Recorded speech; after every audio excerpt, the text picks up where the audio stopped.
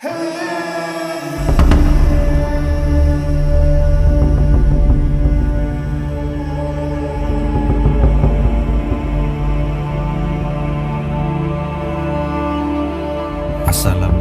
warahmatullahi wabarakatuh. Bismillahirrahmanirrahim. Bumi yang kita huni sangatlah luas. Ada daratan terbentang dengan gunung-gunung tinggi menjulang, gurun pasir menghampar, lembah-lembah yang dalam, sawah ladang dan hutan-hutan. Ada pula lautan samudra mengitari benua-benua dan pulau-pulau yang di dalamnya terdapat danau-danau yang indah, serta sungai-sungai mengalir. Usia planet biru ini terbilang tua. Penjelajahan demi penjelajahan telah dilakukan dan tempat-tempat baru ditemukan dari masa ke masa. Namun, siapa sangka ternyata masih ada tempat-tempat yang disebutkan dalam Al-Quran yang masih menjadi misteri hingga saat ini. Sekian teori dengan kecanggihan teknologi belum mampu menemukan keberadaan tempat-tempat misterius itu.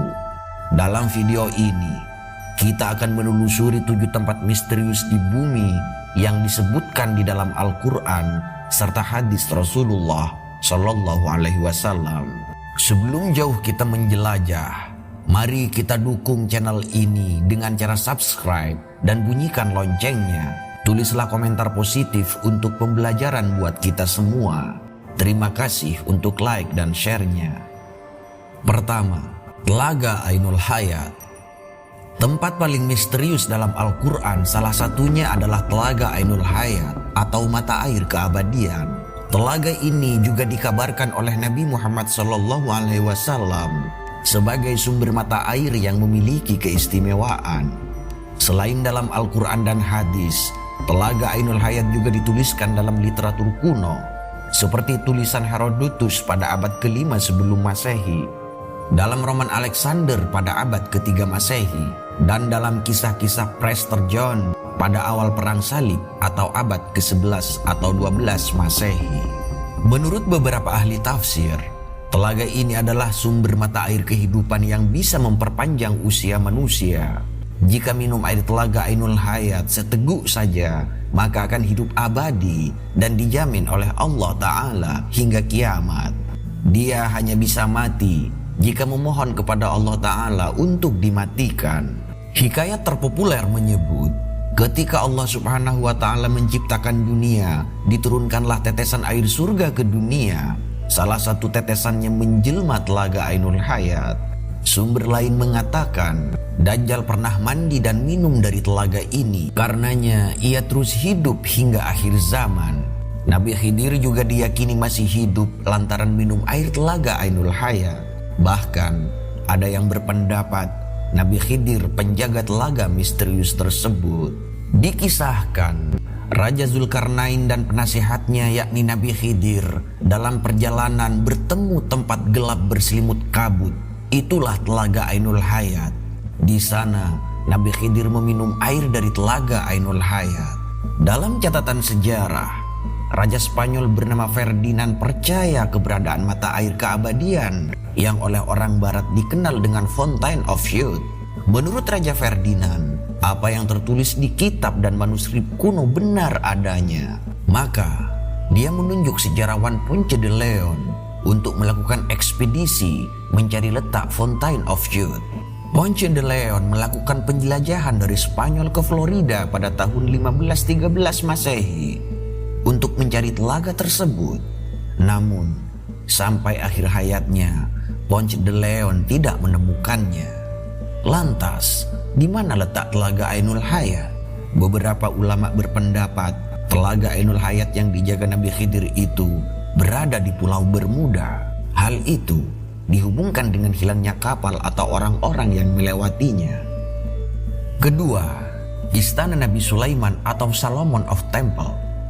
Kastil Salomon atau Istana Nabi Sulaiman adalah istana termegah di bumi. Keberadaannya masih misterius hingga saat ini, seolah lenyap di telan bumi. Istana Sulaiman disebutkan dalam Al-Quran surat An-Naml ayat 20 sampai ayat 44. Al-Quran menjelaskan, Istana Sulaiman dibangun dengan teknologi tercanggih di masanya. Di dalam Istana Sulaiman terdapat berbagai karya seni dan benda-benda berharga. Pintu gerbang istananya terbuat dari gelas dan lantainya dari kaca terbaik. Dalam literatur bangsa Yahudi, Istana Sulaiman disebut Solomon of Temple atau Kastil Salomon.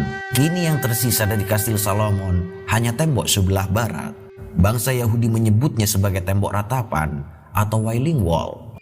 Sementara dalam beberapa riwayat, hancurnya istana Nabi Sulaiman bukan karena runtuh, tetapi diruntuhkan oleh bangsa Yahudi yang sombong dan angkuh, sebagaimana tersurat dalam Quran surat Al-Isra ayat 4, yang artinya, dan telah kami tetapkan terhadap Bani Israel dalam kitab itu, sesungguhnya kamu akan berbuat kerusakan di muka bumi ini 2 kali, dan pasti kamu akan menyombongkan diri dengan kesombongan yang besar. Menurut beberapa ahli, pondasi istana Nabi Sulaiman berada di Masjidil Aqsa.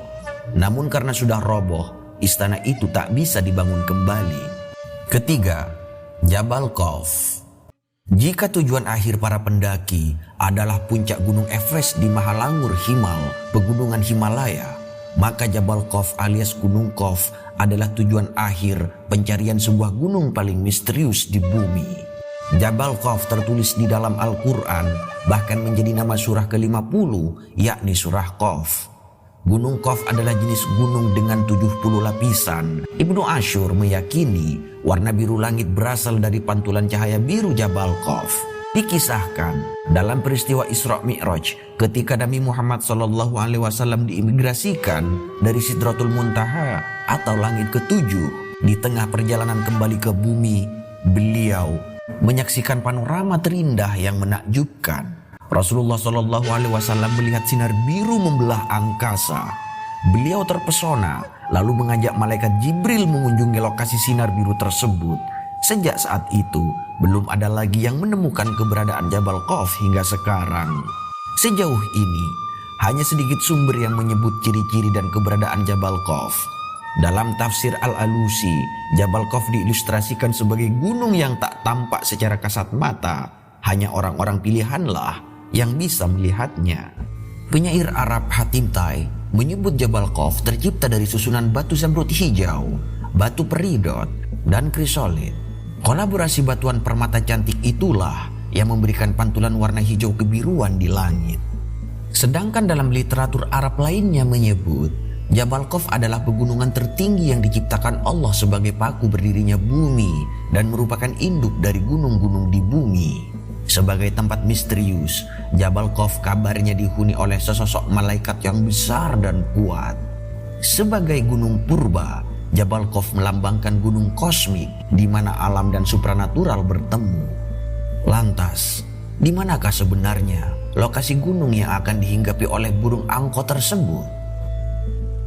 Keempat, Sumur Barhut alias penjara para setan. Sumur Barhut yang berjuluk sumur neraka alias penjaranya para setan hingga kini masih menyimpan banyak misteri. Selain letaknya terpencil, kedalamannya yang mencapai 367 kaki atau 100-250 meter membuat banyak orang bertanya-tanya apa sebenarnya isi Sumur Barhut itu. Sumur Barhut menjadi misteri karena belum pernah dieksplorasi oleh para peneliti. Sumur ini diyakini bukan digali oleh manusia semata, melainkan ada campur tangan bangsa jin. Sumur dengan lubang raksasa menganga berada di padang pasir bernama Barhut Hadramaut di provinsi Al-Mahra, Yaman. Keberadaannya diselimuti berbagai cerita rakyat dan kisah misteri yang dipercaya warga setempat.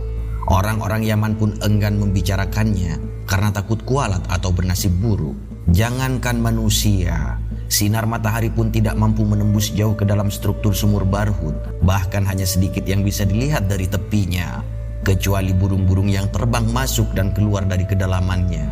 Dalam sebuah hadis, Rasulullah SAW membandingkan air yang berasal dari sumur Zam-Zam dan air yang berasal dari Sumur Barhut.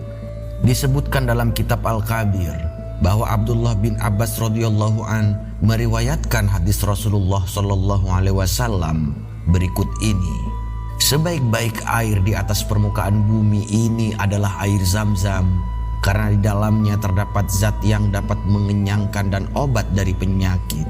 Dan seburuk-buruk air di atas permukaan bumi adalah air dari sumur Barhut yang terletak di Hadramaut, seperti kumpulan belalang yang pada pagi hari memancarkan air, kemudian pada sore hari mengering, hingga tidak terdapat berkas basah di atasnya. Kelima, tembok Zulkarnain, tempat Ya'juj Ma'juj dikurung. Dalam agama Islam, Ya'juj Ma'juj dikenal sebagai keturunan Nabi Adam yang akan membuat kerusakan di bumi. Kelak kemunculannya akan menjadi salah satu tanda datangnya hari kiamat, sebagaimana diterangkan di dalam Al-Quran surah Al-Kahfi. Dikisahkan, suatu ketika Raja Zulkarnain dalam perjalanannya sampai di antara dua gunung. Di sana dia bertemu kaum yang mengadukan tentang bahaya dari Ya'juj Ma'juj. Untuk itulah Raja Zulkarnain membangun tembok raksasa yang kuat dan kokoh untuk mengurung Ya'juj Ma'juj agar tidak bisa membuat kekacauan di bumi. Namun, tembok Zulkarnain ini masih menjadi misteri hingga saat ini. Dalam perkembangannya, keberadaan tembok Zulkarnain memunculkan banyak teori dan spekulasi. Terdapat beberapa lokasi yang ditengarai sebagai tembok Zulkarnain dengan teorinya masing-masing. Teori pertama menyebut tembok Ya'juj Ma'juj adalah tembok besar Cina. Teori ini dikemukakan oleh Syekh Habib bin Hamzah Abu Zaid, peneliti tembok Zulkarnain. Sayangnya, tembok besar Cina terbuat dari susunan batu bata, sedangkan di dalam Al-Quran disebutkan bahan tembok Zulkarnain terbuat dari tumpukan besi yang dicampur tembaga. Selain itu, sesuai ajaran Islam, tembok Zulkarnain berada di sisi timur dunia, sedangkan tembok besar Cina ada di sisi utara dunia. Teori kedua mencurigai lokasinya terletak di antara Derben, Rusia atau Pass of Darel, perbatasan Rusia dan Georgia. Namanya Gates of Alexander alias Gerbang Alexander, sebuah dinding legendaris yang dibangun Greatest Alexander di Kaukasus. Dikutip dari IFY Book, Alexander disebut sebagai Zulkarnain yang pernah melakukan perjalanan ke ujung dunia dan membangun tembok tersebut. Tujuannya adalah menjauhkan jangkauan Ya'juj Ma'juj dari tanah lain. Teori ketiga dikutip dari Islamic Information, kutub utara dan selatan menjadi salah satu tempat yang diduga sebagai tembok Ya'juj Ma'juj. Alasannya adalah setelah sekian lama tidak menutup kemungkinan tembok Ya'juj Ma'juj itu tertutup pasir atau salju. Teori keempat, dalam tafsir The Holy Quran, tepatnya di distrik Hisar, sekitar 240 km di sebelah tenggara Bukhara, terdapat celah sempit di antara gunung-gunung batu. Letaknya di jalur utama antara Turkistan ke India. Tempat itu kini bernama Buzvulkhana, yang sebelumnya bernama Babul Hadid, namun sama-sama bermakna pintu gerbang besi. Dari keempat teori tersebut hingga sekarang masih belum memastikan keberadaan tembok Zulkarnain yang sebenarnya. Keenam, Pulau Dajjal, tempat Dajjal dikurung. Di akhir zaman nanti, Dajjal akan datang dan berkuasa selama 40 hari sebelum sangkakala ditiup oleh malaikat Israfil. Namun, hingga kini belum ada yang mengetahui keberadaan Dajjal.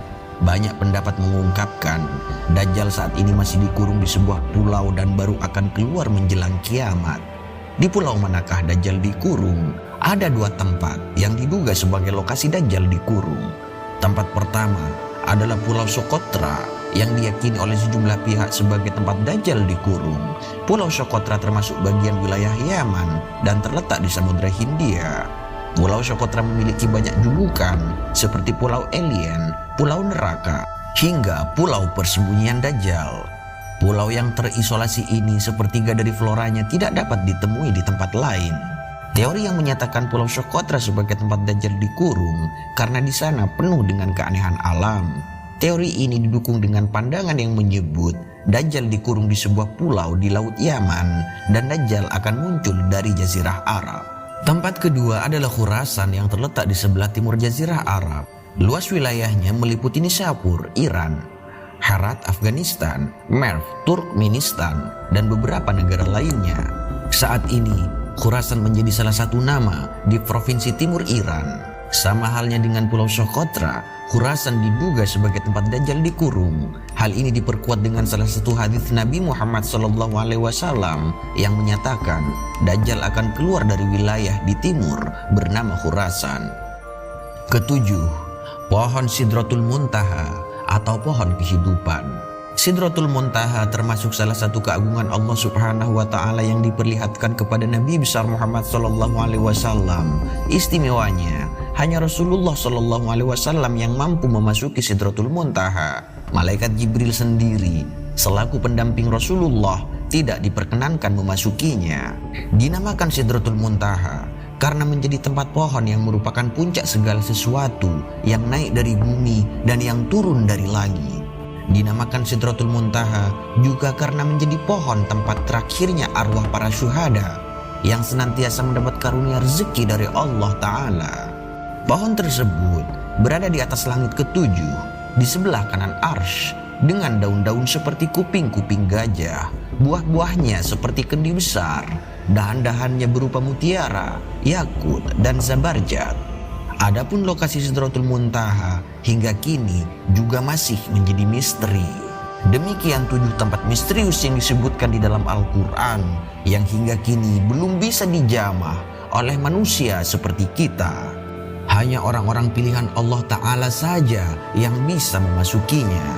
Wallahu a'lam bishawab. Wassalam.